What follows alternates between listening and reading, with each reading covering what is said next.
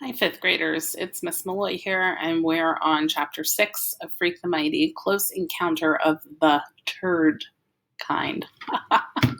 Turd. 4th of July, right? Everybody goes nuts.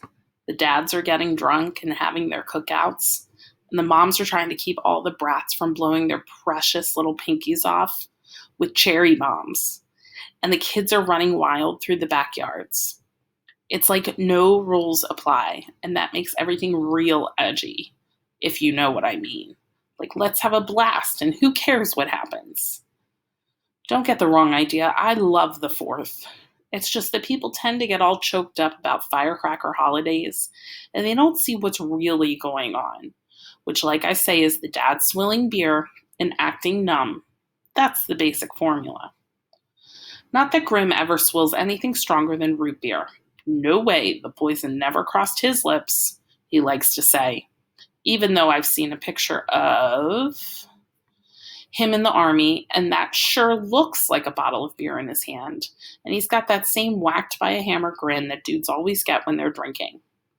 Anyhow, this is the first year I get to go to the fireworks without Grim and Graham, which I've never understood because it's right down by the mill pond, where I've been allowed to go for years. So why should it make a difference just because there's about 1 million people show up to watch the rockets' red glare over that smelly pond? The deal is this year that I get to go with Freak, which Graham thinks is a good idea because she's afraid he'll get crushed or something. She actually thinks people are going to step on him, which just goes to show you how brainless she can be sometimes and scared of everything. I mean, nobody steps on little kids down there, so why should they step on Freak? Turns out the thing to worry about is not kid stompers, but beer swillers, like I mentioned before, because Freak and I are still a couple of blocks from the pond, just kind of easing our way along, when these punks start mouthing off. Hey you, Mutt Jeff, Frankenstein and Igor. Don't look around, I'm talking to you boneheads. What is this, a freak show? I know that voice, Tony D. They call him Blade. He's at least 17, and he's already been to juvie court 3-4 times. I heard he cut a guy with a razor, and he almost died. And everybody says the best way to handle Tony D and his gang is you avoid them. Cross the street, hide, whatever it takes. Yeah, you, he goes, and he's doing this hippity walk, strutting along. He's got these fancy, cool cowboy boots with metal toes. Yeah, Andre the Giant and the Dwarf. Hold on a second, I want a word with you. Only the way he talks, he goes, I want a word with you. Except it's bad enough having to listen to the creep. I don't want to have to spell the dumb way he talks. Anyhow, big mistake. We stop and wait for Tony D, alias the Bad News Blade. Got any dudes? He asks, pretending he's all friendly. He's a couple of feet away, but you can smell the beer on his breath. It also smells like he ate something dead. For instance, roadkill. But maybe that's my imagination. Pay attention, Tony D says. I asked you, did you got any? Freak, his chest all puffed out, and his chin looks hard, and he's looking right up at Tony D. And he says, got any what? Tony D has his hands on his hips, and his punkster pals are trying to get closer, working through the crowd. He leans over Freak, and he says, boomers, you little freak. M80s, maybe a rack of cherry bombs? Is that what's making a lump in your pocket, huh? Freak starts to hump himself away, trying to walk faster than he can, which makes his leg brace bump against the ground.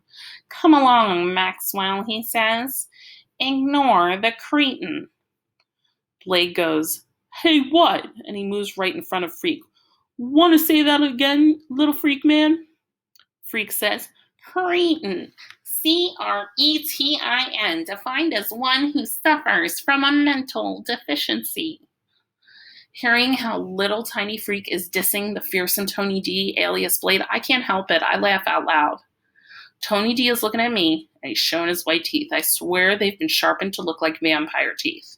And I go, uh-oh, and start to get real cold inside, real icy, because I can see that Blade is trying to make up his mind. Is he going to fight me, or is he going to kill me quick? Or is he just going to kill me quick? Just then, I hear the whoop of a siren, and like a miracle, this cop car comes out of nowhere, heading for the mill pond.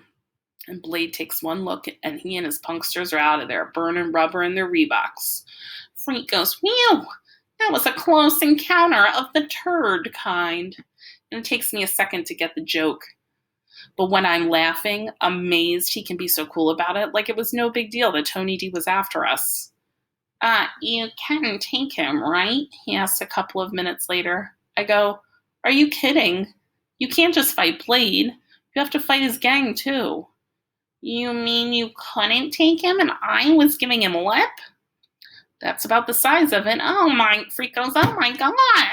And he's shrieking and laughing and whooping it up so loud that everybody is looking at us like we're total goons, which isn't far from the truth. Freak hasn't got his crutch tonight, just the leg brace, and he's laughing so hard he falls down. Not that he has far to go. Anyhow, I pick him up and I'm amazed how light he is. Like it's nothing for me to lift him, and maybe that's where I get the idea, because later when we're down at the pond and the first of the rockets is streaking up, up, up, Freak is making a fuss because he can't see. There are so many people crowded around. All he can see are feet and knees and people lifting their little kids up to see the fireworks explode like hot pink flowers in the sky. And so I just sort of reach down, and without thinking, I pick up Freak and set him on my shoulders. He's kind of trembly up there until he grabs a hold of my hair to steady himself, and then the first really big rocket whams off, a humongous thud. I can feel it in my stomach and freaking shouting, "Oh, all right." And I know it's okay. He's not flipped out because I picked him up and put him on my shoulders like he was a little kid, instead of possibly the smartest human being in the whole world. "Magnesium," he shouts as white sparkles glitters down over the pond. "Potassium chlorate," as the shells go whoomp, whoomp, whoomp, and everybody goes, "Ooh." "Potassium nitrate, sulfur, aluminum." And after a burst of hot red fire in the sky, Freak tugs my hair and screams, "Copper!" That copper powder combusting with oxygen. And when the fire blossoms are flashing blue, he goes, "Good old strontium nitrate." And I'm thinking, whoa, is there anything this little dude doesn't know? And at the end, like always, they have this thing called the grand finale, when they just go nuts and light off everything at once, and it sounds like World War III. Whizzing and banging and popping, and there's so much hot stuff falling from the sky, you can hear it sizzling in the pond. Freak keeps on shouting out the names of chemicals and elements until the last spark dies in that scummy pond, and the crowd cheers, and then everybody tries to leave at once, like a bunch of morons.